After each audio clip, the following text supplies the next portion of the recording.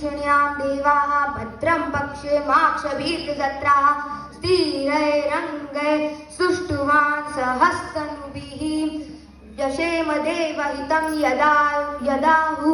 ॐ